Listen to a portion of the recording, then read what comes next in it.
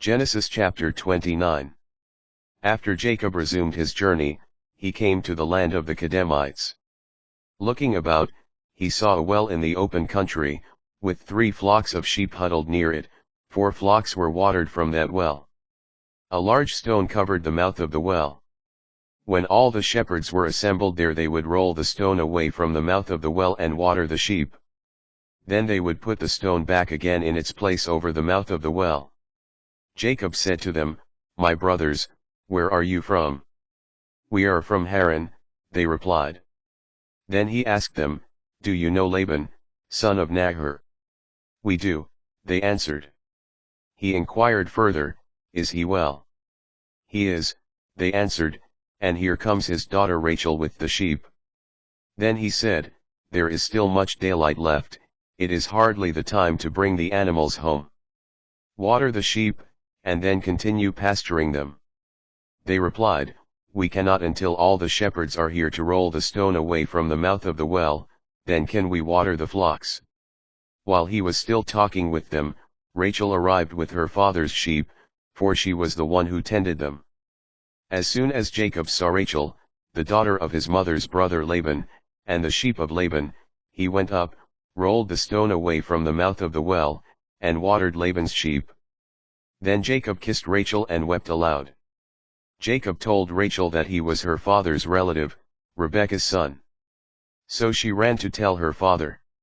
When Laban heard the news about Jacob, his sister's son, he ran to meet him. After embracing and kissing him, he brought him to his house. Jacob then repeated to Laban all these things. And Laban said to him, "You are indeed my bone and my flesh." Marriage to Leah and Rachel. After Jacob had stayed with him a full month, Laban said to him, "Should you serve me for nothing just because you are a relative of mine? Tell me what your wages should be." Now Laban had 2 daughters, the older was called Leah, the younger Rachel. Leah had dull eyes, but Rachel was shapely and beautiful. Because Jacob loved Rachel, he answered, "I will serve you 7 years for your younger daughter Rachel." Laban replied, "It is better to give her to you than to another man. Stay with me." So Jacob served 7 years for Rachel, yet they seemed to him like a few days because of his love for her. Then Jacob said to Laban, "Give me my wife, that I may consummate my marriage with her, for my term is now completed." So Laban invited all the local inhabitants and gave a banquet. At nightfall he took his daughter Leah and brought her to Jacob, and he consummated the marriage with her. Laban assigned his maidservant Zilpah to his daughter Leah as her maidservant. In the morning, there was Leah.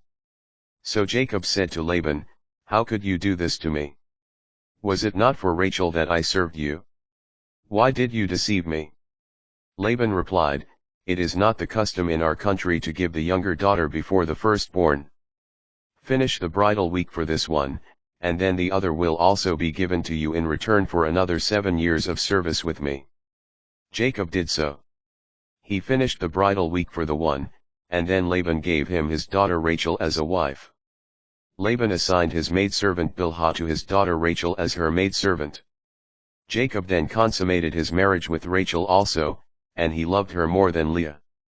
Thus he served Laban another 7 years. Jacob's children. When the Lord saw that Leah was unloved, he made her fruitful, while Rachel was barren. Leah conceived and bore a son, and she named him Reuben, for she said, "It means, the Lord saw my misery, surely now my husband will love me." She conceived again and bore a son, and said, "It means, the Lord heard that I was unloved, and therefore he has given me this one also," so she named him Simeon. Again she conceived and bore a son, and she said, "Now at last my husband will become attached to me, since I have now borne him 3 sons, that is why she named him Levi." Once more she conceived and bore a son, and she said, "This time I will give thanks to the Lord," therefore she named him Judah*. Then she stopped bearing children.